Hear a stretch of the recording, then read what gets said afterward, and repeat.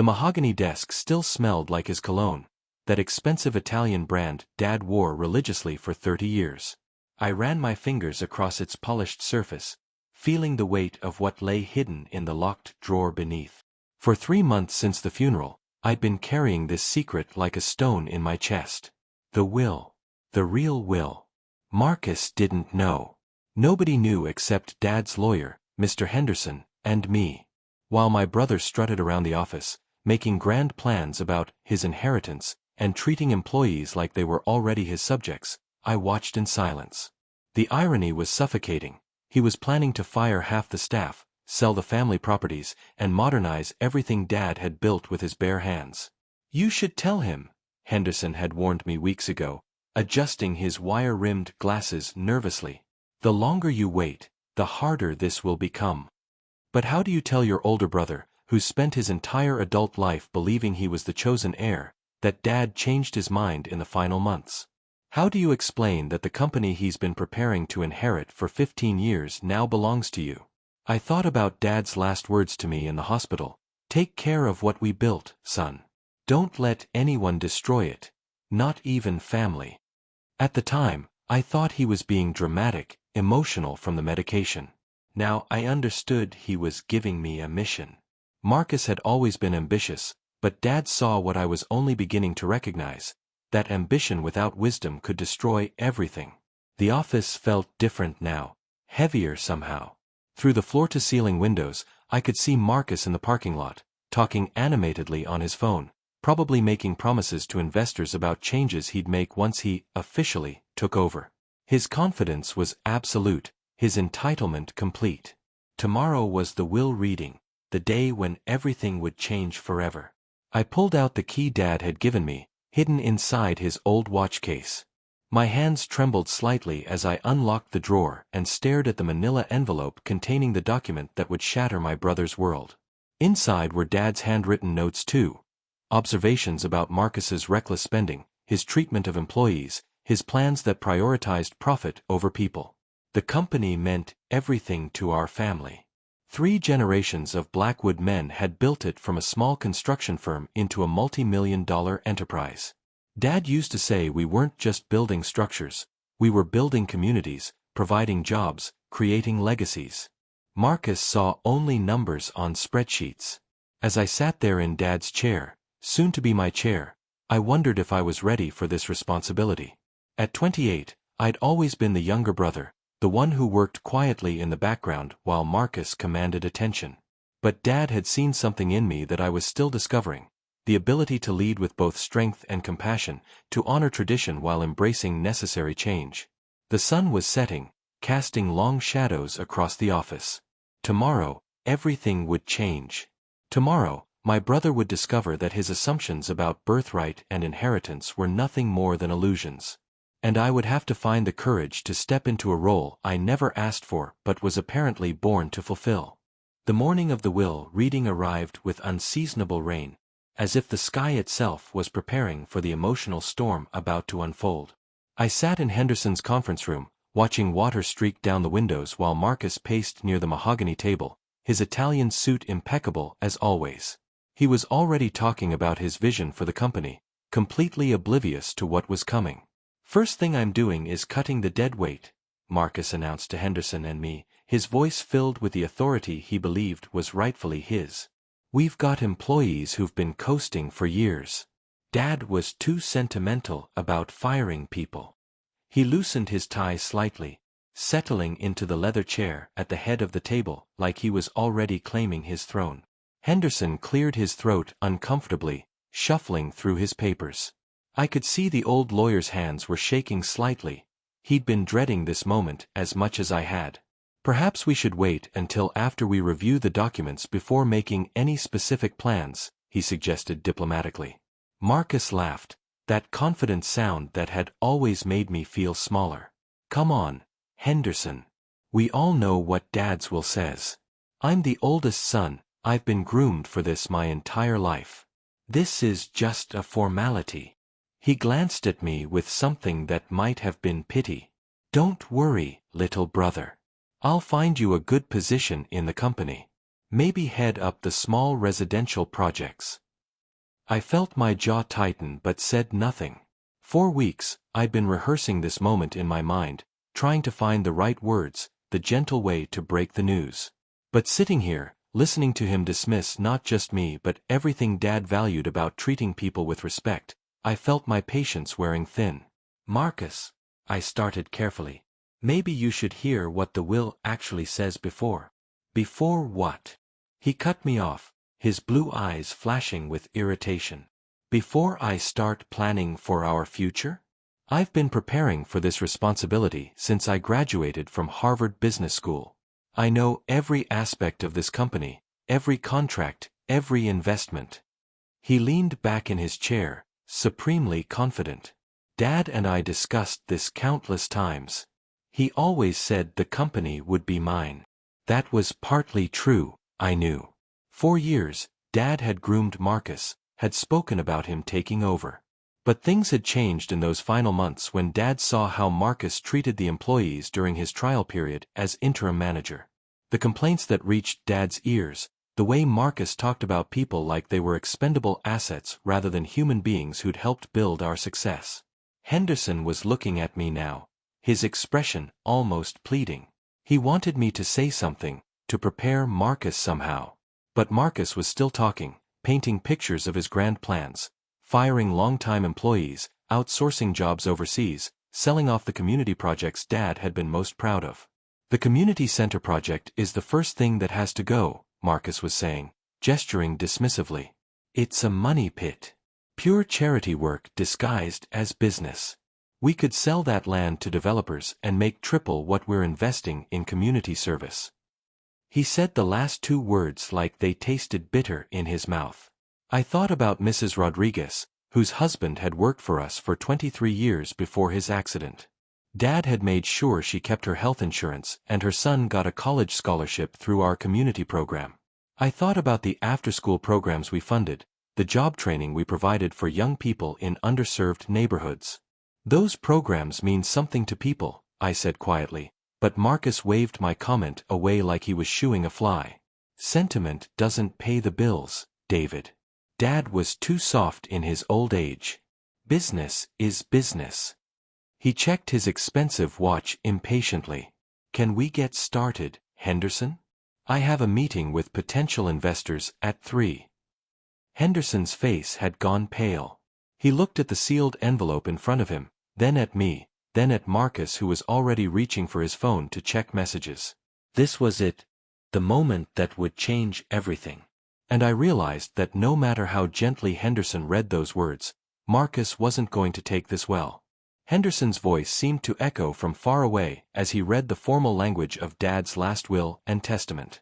I watched Marcus's face carefully, waiting for the moment when the words would penetrate his confidence. At first, he was barely listening, still scrolling through emails on his phone with that casual arrogance I'd grown so tired of witnessing.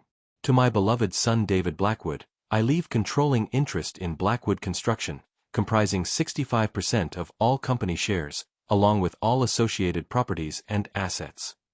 Henderson's voice faltered slightly, but he continued reading the legal text that was systematically dismantling my brother's entire future. The change in Marcus was subtle at first, just a slight stiffening of his shoulders, his thumb pausing mid-scroll on his phone screen. But as Henderson continued detailing the specifics of my inheritance, I watched my brother's world begin to collapse in real time. His face went through a series of transformations: confusion, disbelief, and then something much darker. "What did you just say?" Marcus's voice was barely above a whisper, but it carried a dangerous edge that made Henderson shrink back in his chair. The phone slipped from my brother's fingers, clattering onto the conference table. "Read that again. The part about the company." Henderson cleared his throat nervously and repeated the passage.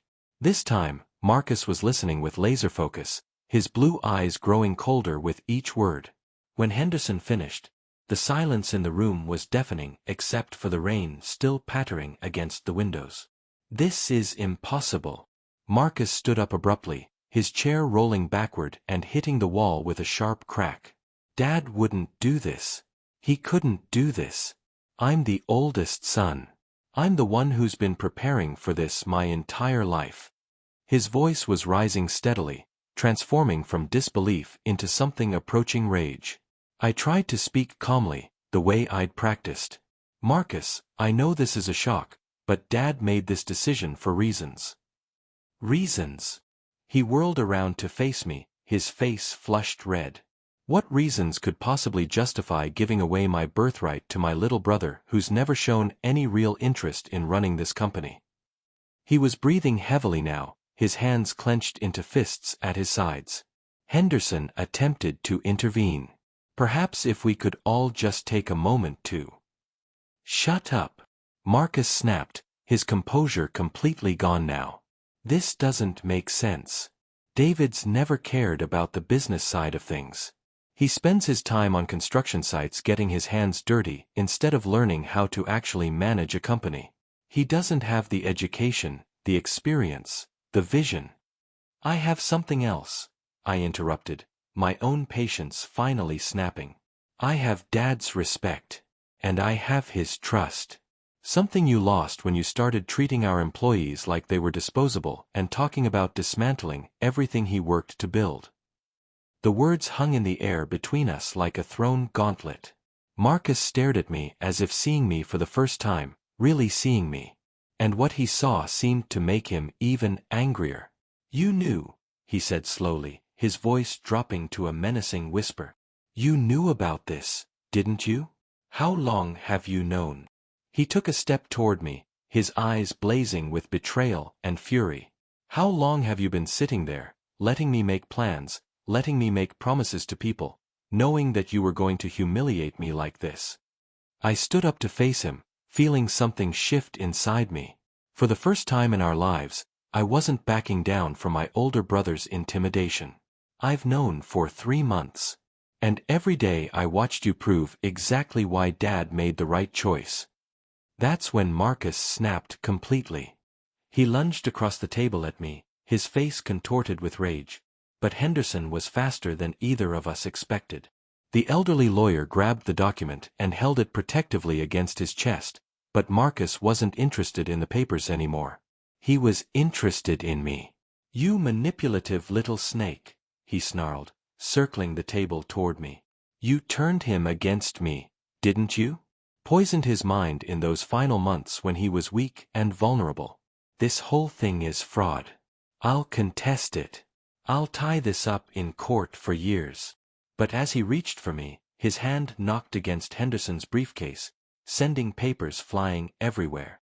And among them, scattered across the polished conference table like pieces of a broken dream, were the torn fragments of what had once been our father's carefully crafted final wishes. The sound of tearing paper seemed to reverberate through the conference room like thunder. Marcus had grabbed the will from Henderson's trembling hands and, in a moment of pure rage, ripped it down the middle. The legal document that represented months of our father's careful consideration lay in pieces on the mahogany table, some fragments floating gently to the floor like autumn leaves. Henderson gasped audibly, his face going white as he stared at the destruction. Mr. Blackwood, he stammered, looking at Marcus with horror, you've just destroyed a legal document. This could be considered tampering with. I don't care what it's considered, Marcus snarled, his chest heaving as he stared down at the torn papers. This whole thing is a sham anyway. There's no way Dad wrote this. David must have coerced him, taken advantage of him when he was sick and dying. He turned those cold blue eyes on me, and I saw something in them I'd never seen before. Not just anger, but genuine hatred. I felt surprisingly calm in that moment, watching my brother self-destruct. You think tearing up paper changes anything? I asked quietly. Henderson has copies, Marcus. The law firm has copies. The state has copies. All you've done is prove exactly why Dad was right to choose me over you. That's when he shoved me. Hard. His hand slammed into my chest with enough force to send me stumbling backward into the wall. The breath rushed out of my lungs, and for a moment I saw stars. But more than the physical impact, it was the look on his face that shook me. Pure, uncontrolled violence. You always were Dad's favorite, Marcus spat, advancing on me again. The golden boy who could do no wrong. Well, Guess what? I've spent 15 years learning how to run this company while you played in the dirt with construction workers. I'm not going to let you destroy everything I've worked for. He shoved me again, harder this time, and I felt the back of my head hit the wall. Henderson was shouting something about calling security, but his voice seemed to come from very far away. All I could focus on was my brother's face, twisted with a rage I'd never imagined he was capable of. You want to know what I think happened? Marcus was saying, his voice getting louder and more unhinged with each word. I think you spent those last few months filling Dad's head with lies about me, poisoning him against his own son when he was too weak to think clearly. That's elder abuse, David. That's manipulation of a dying man. Something snapped inside me then. I pushed back, shoving Marcus away from me with both hands. Dad saw who you really are. I shouted. He saw how you treat people like garbage. He saw you planning to fire employees who've been loyal to this family for decades. He saw you talking about selling off community projects to line your own pockets. Those projects are bleeding money. Marcus roared back. And those employees are dead weight. Dad was too sentimental to make the hard choices, but I'm not. He grabbed me by the shirt front, pulling me close to his face. You think you can handle running this company? You'll run it into the ground within 2 years. At least I won't run it into the ground by destroying everything Dad stood for. I shot back, trying to pull free of his grip. At least I care about more than just profit margins. That's when he threw the first real punch. His fist connected with my jaw, sending pain shooting through my skull. I tasted blood in my mouth and felt rage explode behind my eyes. Without thinking, I swung back, my knuckles connecting with his cheekbone with a satisfying crack. Henderson was screaming now, probably calling for help, but Marcus and I were beyond hearing. 30 years of sibling rivalry, of living in each other's shadows, of competing for our father's approval, all came pouring out in a flurry of fists and grappling. We crashed into the conference table, sending Henderson's papers and coffee cups flying. We rolled on the floor, each trying to pin the other, both of us bleeding now. I'll destroy you, Marcus gasped as I managed to get on top of him, my hands around his throat. I'll tie this up in court forever. I'll make sure you never see a penny of Dad's money. You can try, I panted back, tightening my grip. But Dad made sure the will was ironclad. And after today, after what you've done, no court in the world will side with you. Security guards burst through the door then, pulling us apart like we were school children instead of grown men fighting over a multi-million-dollar inheritance. As they held us back from each other, both of us bloody and disheveled, I realized that whatever relationship Marcus and I had once had was now as destroyed as the will fragments scattered across the floor. 6 months later, I sat in what had once been Dad's office, now officially mine, reviewing the quarterly reports that showed exactly what I'd expected and feared. The legal battle had been swift but brutal. Marcus had tried to contest the will, just as he'd threatened, but Henderson had been thorough in documenting everything. The copies were ironclad, the witnesses credible, and Marcus's violent destruction of the original document had only served to undermine his case. But winning the legal battle had come at a cost I hadn't anticipated. The company was hemorrhaging money, not because of my decisions, but because of what Marcus had done in his final act of revenge. Before the will reading, before he knew the truth, he had made promises to investors and creditors based on his assumption that he would inherit. When those promises fell through, when contracts had to be renegotiated and deals fell apart, Blackwood Construction took a massive financial hit. I opened the locked drawer that had once held Dad's secret will, now containing something even more shocking, a letter addressed to me, found hidden in the safe deposit box that had only been opened last week. Henderson had delivered it with shaking hands, admitting he'd never known about this final message. David, the letter began in Dad's familiar handwriting. If you're reading this, then everything has played out exactly as I hoped it would. My hands trembled as I continued reading. You're probably wondering why I put you through this ordeal, why I didn't just tell Marcus the truth from the beginning. The answer is simple. I needed to see who you both really were when everything was on the line. Marcus showed his true character when he thought he had power, and again when he realized he'd lost it. You showed yours by carrying the burden of knowledge without using it to hurt him unnecessarily. I had to stop reading for a moment, my vision blurring.